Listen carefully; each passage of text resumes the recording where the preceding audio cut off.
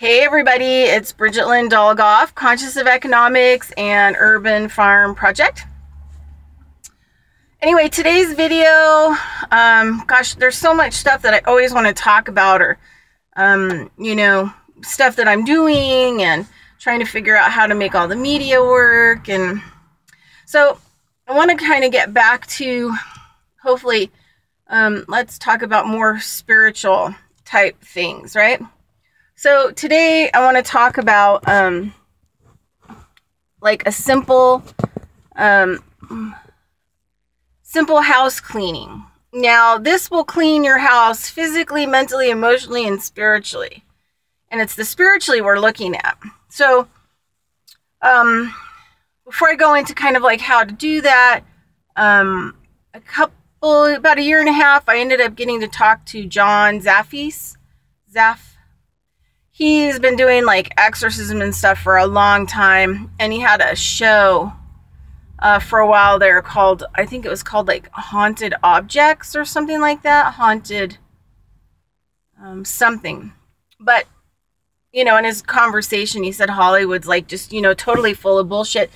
They don't really want to actually show like real, information. But John Zaffy's been doing exorcisms on houses and people. He has a big place where he houses haunted objects that he picks up along the way. And if you've never seen, I want to call it Haunted Objects, but it was he blew my mind away on how he would find these objects. They just would become apparent. It was a trip. They could be hidden behind walls. I mean, all kinds of stuff, even down to animals, like animal spirits. So one of the things that, say for example, you like to antique or you like to buy things from the thrift store, all those things have to be cleaned. They have to be physically cleaned and they have to be spiritually cleaned. Otherwise, you're bringing other people's energy into your living arrangements or your offices, and you could just see a lot of changes and not know where they're coming from. Like you could start getting sick. Your immune system is bad, so you start getting colds and flus. I mean, obviously there could be physical things going on as well, but I always first look at the chain of events, and then when I go into take a look at what's going on in people's offices or their homes or inside of them or on their land. Like, for example, recently I got a call. I went out and I talked to a woman who was having all kinds of problems. She looked like hell. And so I was going to look at the house that they're living in and all this other stuff. So I sit down, I do a consultation, talk to her in person about stuff. She's just really having a hard time even sitting up or keeping her eyes open, and she's slurring. And you can just see there's a lot of problems that are going on with her that, are not positive. And some people, there's a lot of things going on in this house. It was a house that they moved into to rent. They sold their huge monster house. Her and her husband both had really good jobs because they didn't need any more. All their kids, like 6 kids, had moved out.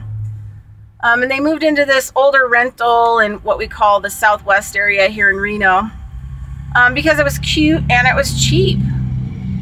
And ever since then, she'd been having like serious problems. Like, she doesn't go outside. She barely goes to her job. She's had like serious health problems where she can't even doesn't have the energy to shower. She just out of the blue fell down and broke her upper part of her arm so severely that they had to put a cadaver bone in it. And so, all these things kind of meet the possession, demonic type criteria. I mean, when some of these beings are trying to get a hold of people's bodies, they break them down with colds and flus or break their bones, as to break them down so that they can get in and move around.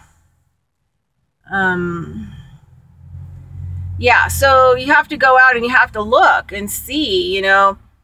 And it turned out in her situation that once I did like a walkthrough through the house and took a look at it and kind of felt it, you know, and navigated around it. Yeah, there was this one closet where I think somebody had been held captive, imprisoned in this closet kind of a thing. That's what the energy in the story was telling me.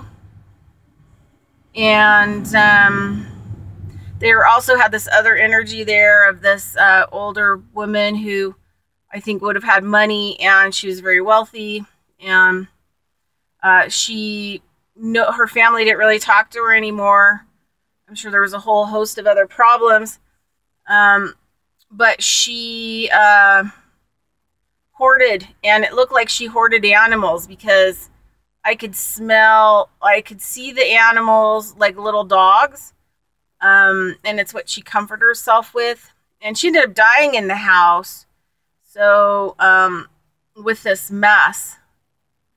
But, you know, the dogs were urinating and pooping all over the house, and the lady just wasn't in good shape to get the animals outside, and she didn't really want people knowing what was going on inside.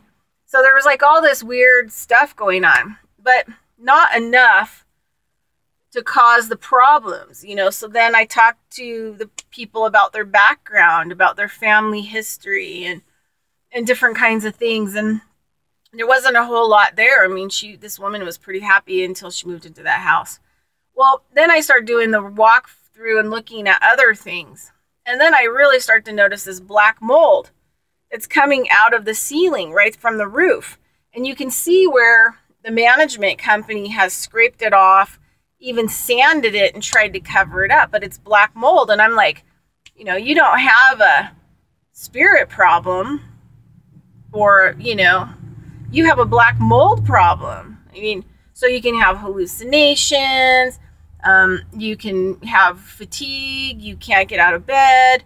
And so my recommendation to her was to get the fuck out of that house as soon as possible and stop breathing it. Because it literally was killing her. So when you want to move into, so there's lots of different kinds of things that can happen in the energy of a house. So a few things. People forget, like when you move into, say you move into a new property, people don't do what I call pee on their territory. You don't claim that property and hold the energetic rights to it because you haven't intentionally done that. So everything that's happened there is still happening there. And you've moved into it, and there's no clear guidelines spiritually of whose energy dictates what's going on there. So different energies that have happened in the past, all you need is one act of violence in a house or a property to get layers and layers of more of that attracted to it, and then it's stuck, and then it causes irritation, frustration, and some people that visit or live there can like huge amounts of violence, possession, like all kinds of things can happen. So it's really good to periodically clean your house, and it's good to claim the energy of where you're living. And so these are just some simple ideas on how to do a territorial energy shift, right? And also the house cleaning. Okay, so super easy with the territorial house shift is that you just go down to the dollar store, get yourself a whole bunch of the dollar salts, the ionized table salt. And then what you're going to want to do is you're going to want to start on the north side of your property, and you're going to make a pretty thick ring. You know, just open up the little valve and just slowly pour, and you're going to make a ring clockwise all the way around your property. And you want to get yourself a prayer. So what I would do is I would start with a loose tobacco prayer, put it in my left hand, cover it with my right, connect it to my heart, and think about, oh, Creator, I'm coming to you today that I may stabilize and bring into balance the energy of the land that I live on, the land that I maintain, the land that I steward, the land that I am caring for. I ask that you help me and do this in a good way. I ask that this energy shift, this reclaiming of energy into a balanced place, bring joy, happiness, bliss, abundance, prosperity, healthy relationships, and help to heal any physical ailments that anybody has or may come to this land with. Aho, thank you, Creator. And so it is, right? Then throw your tobacco prayer out and then get your salt at the north end and do a pretty thick ring all the way around, whatever the borders of your little property are. And then until you've made a full circle, then it's good to go. Maybe once a year, you probably need to reclaim some energy, just because you have lots of people coming in and out or walking by, or, people who live there that still have issues or carrying emotional issues in their energy field of things that may have happened on that land. They're still connected in until they do their work. It's not really released. So you just want to minimize it, right, as much as you can, and then it keeps them out of your stuff, right? And keeps you out of their stuff, right? So it's good. Okay, so the second thing is that you want to smudge the whole inside. And my native friend Emmett always says, smoke it down. You want to smoke down. And I'm not talking about like, a little smudge wand in the corner kind of a thingy. You're talking about, let's have a thick fog. So what I might do is I might crack 2 or 3 windows in the house, kind of on the opposite ends, so that if the spirits want to leave, they can leave. By the time they shoo out, they're going to be past that salt ring, which will keep them from coming back in as well. And it's not our responsibility about where these spirits are going to go. It's not my job.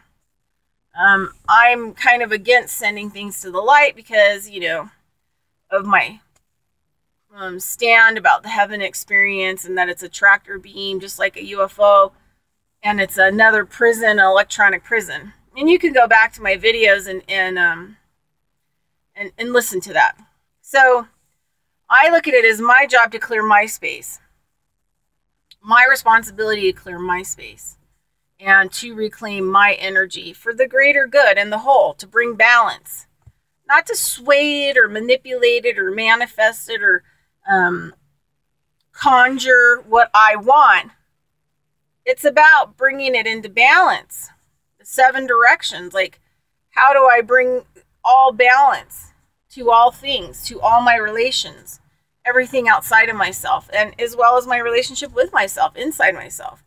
And so I just try to focus in on balance of good for all. So then what I like to do is I go to the garage sales and I get those old steel, with the handle pots with lids. And so when I go into a house and I'm going to do a first time clear, I may put some iodized salt in the bottom of the pan. Then I like loose leaf sage, and you can buy that anywhere. San Francisco Herb Company has a pretty good deal on a big bag of loose white sage. I also harvest sagebrush in this area around October, and I make my own wands. It's not white sage, but it's sage that I'm used to working with, native, natural sage. So I wrap that up. So I'll put some white bulk sage in there. I'll put some of my prayed over, harvested sagebrush bundles. And then I'll do tobacco prayers on it with my intention, like, Oh, Creator, I come to you today to clean my house, to clear my house in a good way with the sage, or, whatever your prayer is going to be. And it's always, thank you. May this happen in a good way. May it bring all things into balance. Blah, blah, blah, blah, blah. And then thank you, and throw your tobacco prayer into the pot.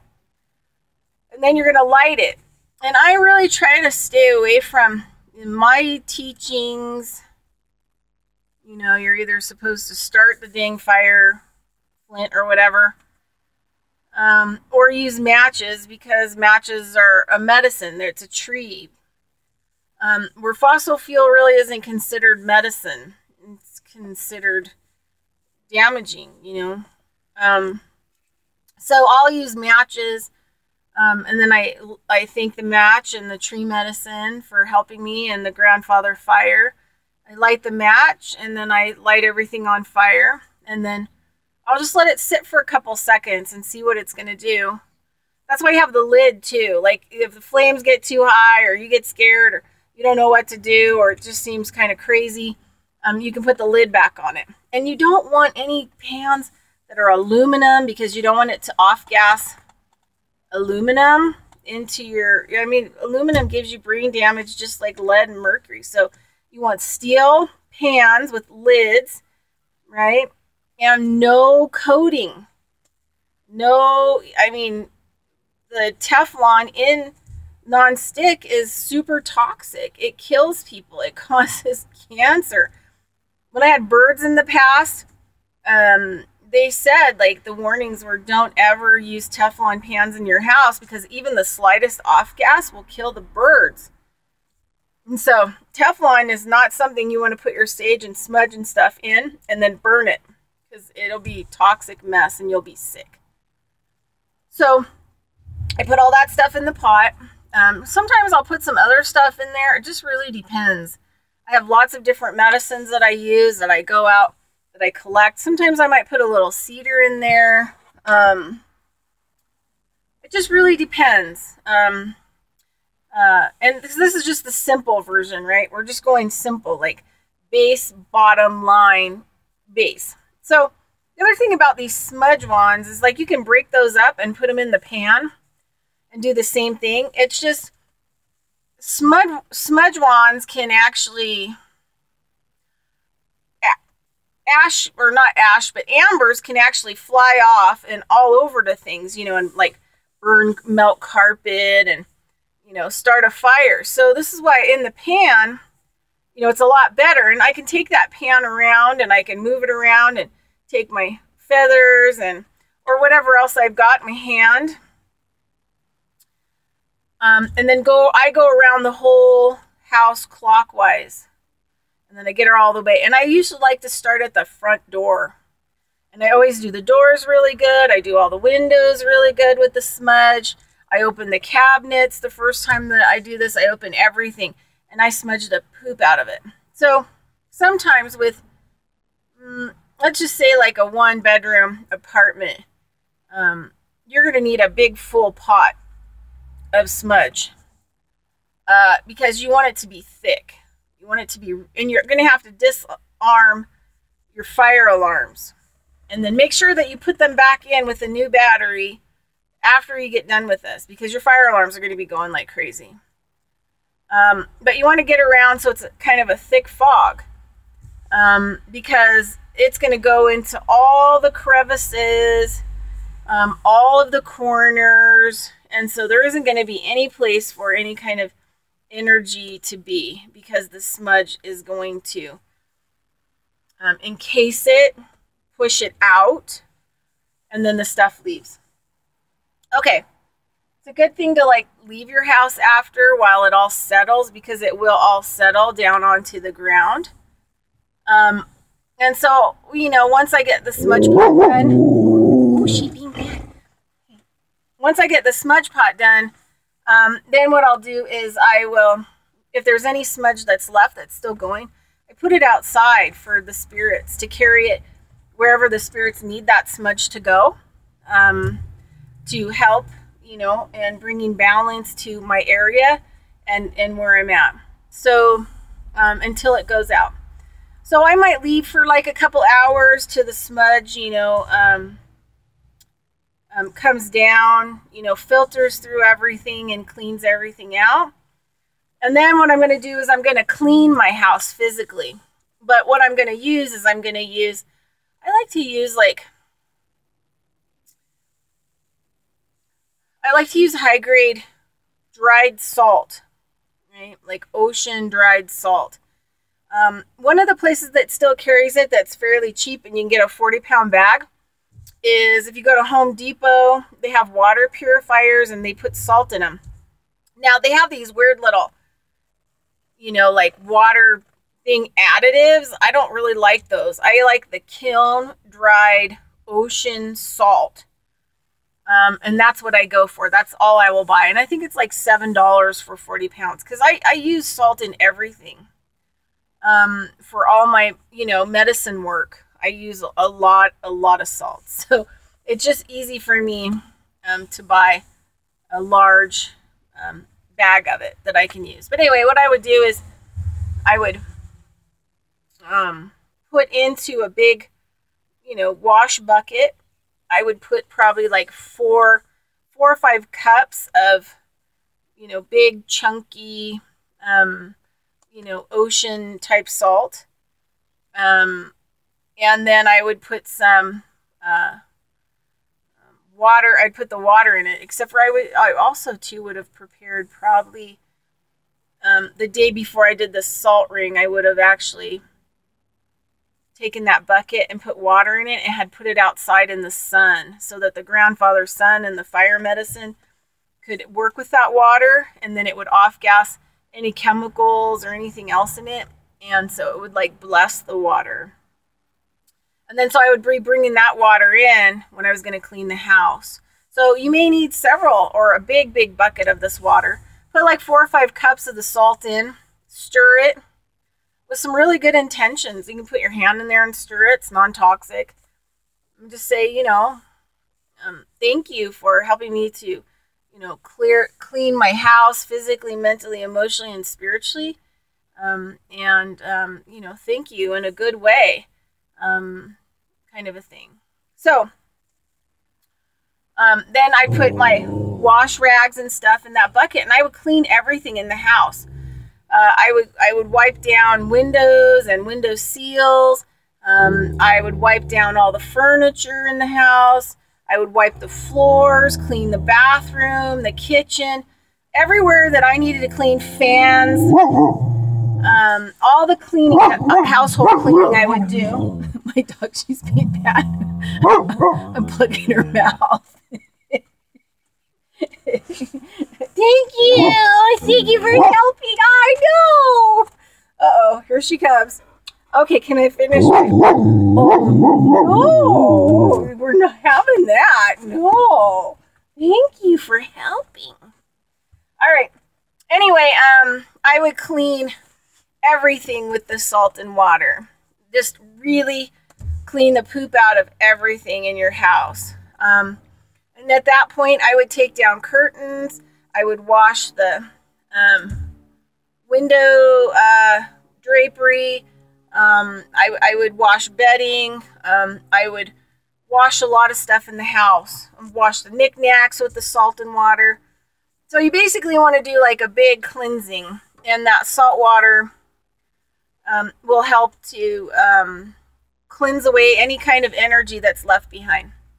Now, let's say you have an object problem in your house and you've brought some stuff back to the house, and you may think that it's causing some kind of weird stuff. There's weird stuff going on.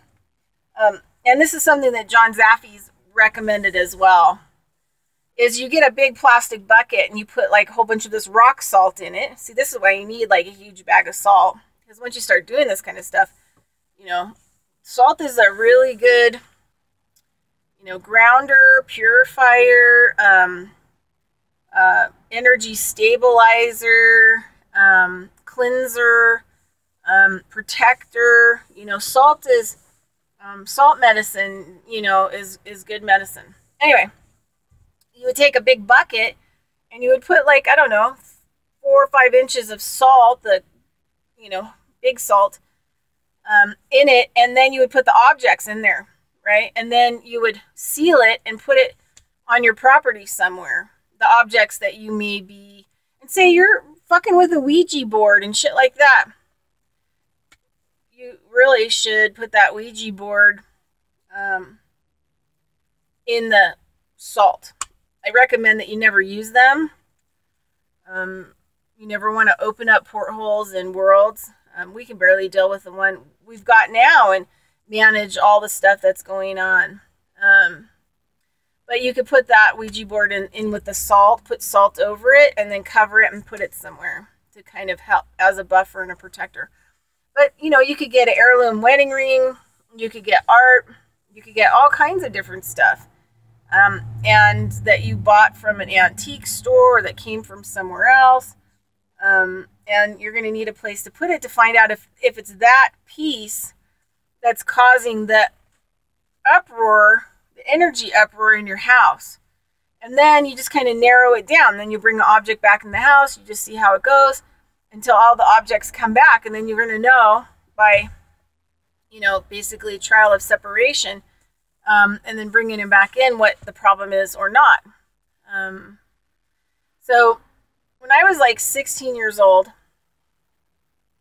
and another thing too is if you need more information on, things that maybe once you do the foundational house cleaning, and all this other stuff, sometimes people have a lot more crazier shit, but I recommend just going with the basic house cleaning first, right? And then we can problem solve. And if you need help, just contact me. I've got email addresses and websites and all that stuff. So just contact me and I can help you with whatever information that I can help you with, right?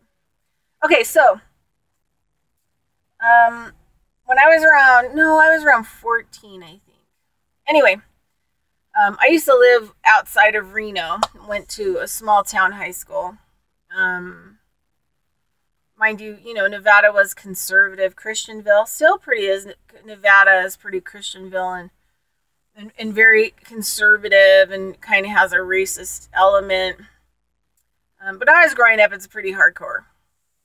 So we used to, my family being strange and psychics and prophets and clairvoyants and shamans and healers and herbalists. And, I was just strange, like I didn't read regular books. I read things like Carlo Castaneda's books when I was like a teenager, how to communicate with animals and anything native. I was like all over.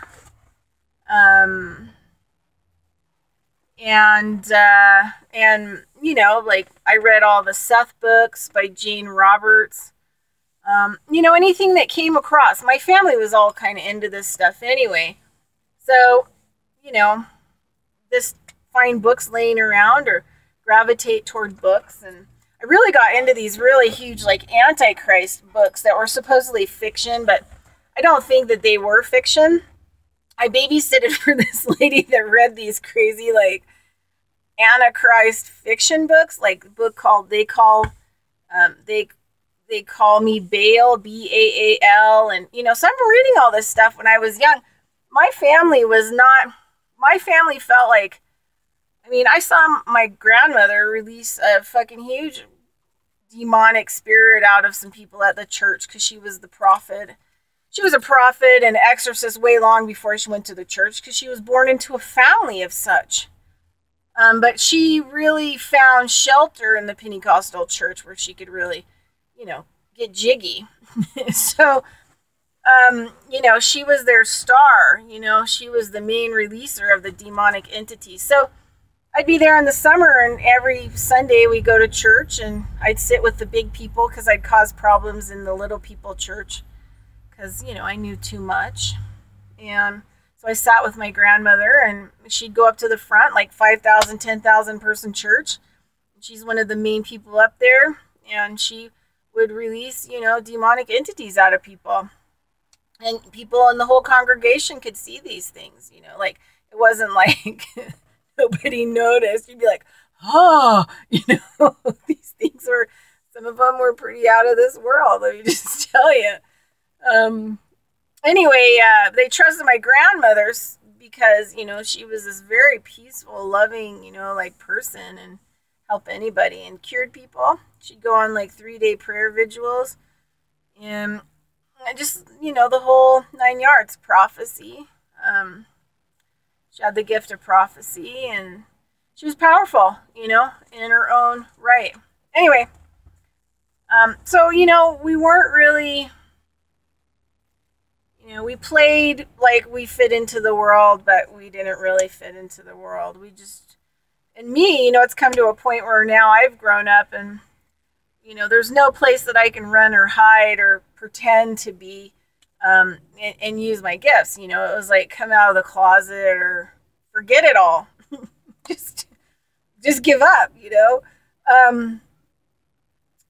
So when I was about 14, there was this mall. I mean, the mall is sort of there, but it's not called the same thing. But it was called Old Town Mall when I was growing up. And my mom would take me over there kind of as a gift because, like you want to go there, then, clean your room up, do your laundry.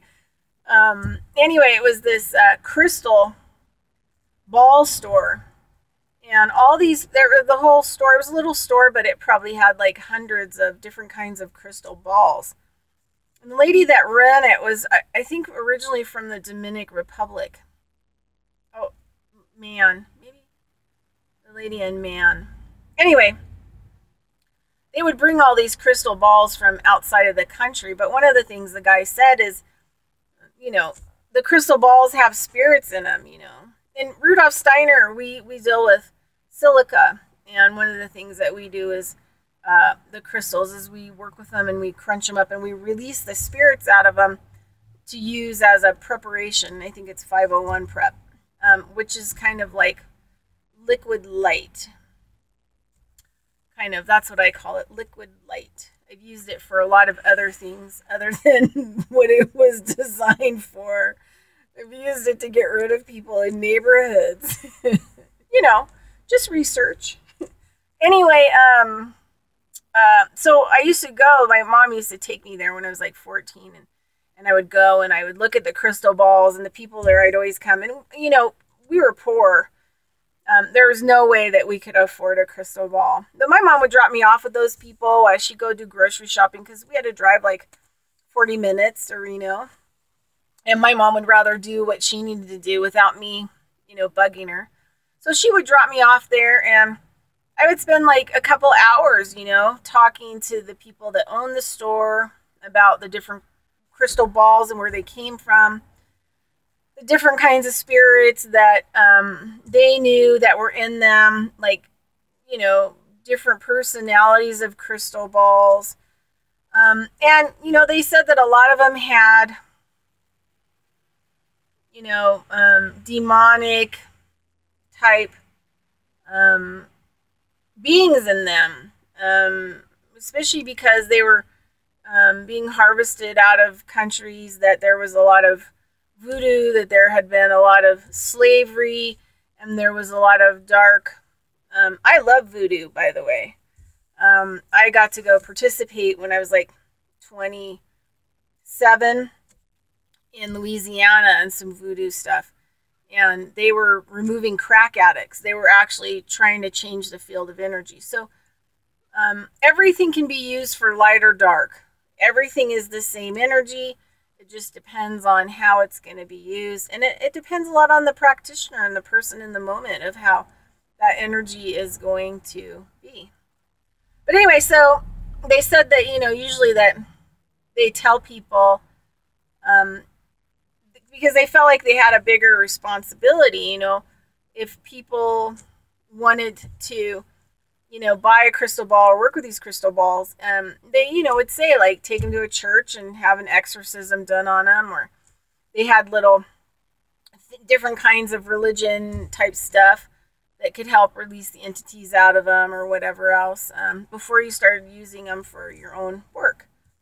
And, you know, I think back and I think, Reno, Nevada, there may have been only like 60,000 people in Reno back then. And I think, how strange is that there was like this crystal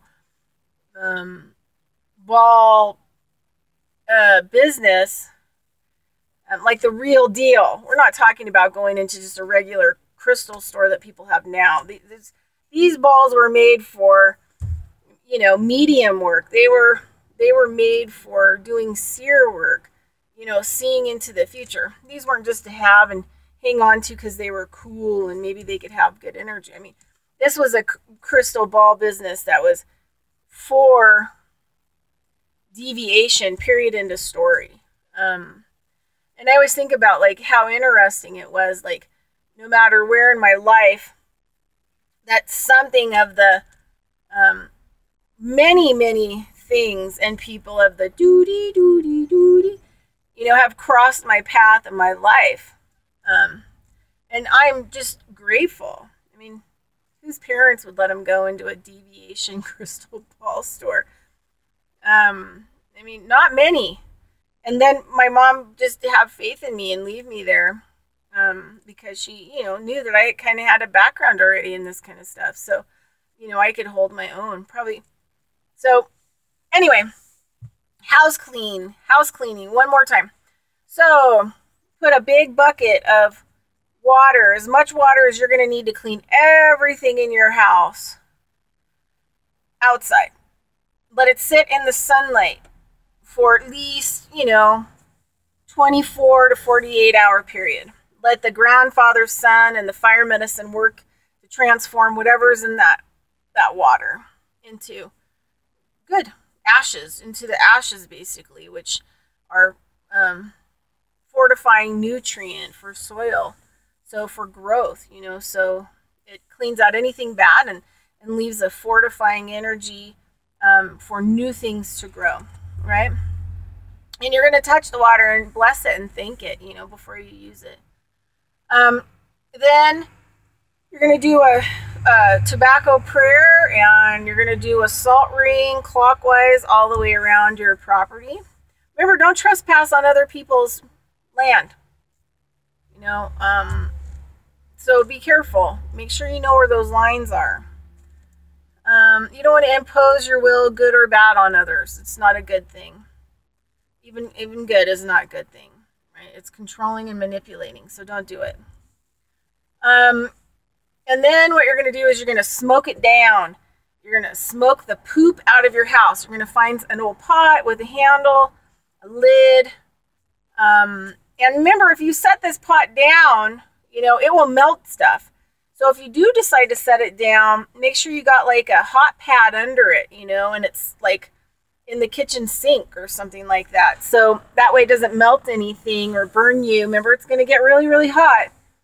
Take down your fire alarms before you do this and make sure you get new batteries before so that you're putting new energy into the fire alarms to put back up. And then you're going to, you know, use matches. You're going to throw your tobacco prayer in there. You're going to do a little bit of salt on the bottom. You're going to take your broken smudge, white sage. You're going to throw it in there. And then you're going to take your tobacco prayer and throw it in there, and you're going to light it with a match, tree medicine, and then it's going to smoke, and then you're going to walk around the house going through every nook and cranny until, like, the house is a giant fog. Then you're just going to basically take, if the smudge is still going or it's still smoking, you're going to go outside and put it outside and let that finish up and allow the spirit world to utilize if that medicine needs to go somewhere else and help something else. And then you're going to leave for a bit of time until all the fog or the smudge settles, making sure that it's cleaned everything out there for the greater good. You're going to leave 2 windows cracked on each side of your house to push out any kind of energies or spirit forms that the smudge is going to push out. And then when you come back, you're going to, get your bucket of water. You're going to bless it and thank it. You're going to add 4 to 5 cups of chunky salt, sea salt into it. And then you're going to use rags and you're just going to clean everything. The windows, window seals, window drapery, fans above the head, take light fixtures down, wash them in the salt water. Every possible thing that you can wash with the salt water. And then if there's anything that needs to be washed, washing can remove a lot of energy, and you should just wash whatever you can wash. And might be a good time before you do all this stuff to box shit up and take it to Goodwill. Go through everything and get rid of what you don't need so you don't have to clean it. And you don't have to wash it at the end of doing a big, spiritual cleanse. So anyway, that's Bridget Lynn Dolgoff, House Cleaning 101. And thanks for listening. Have a great day.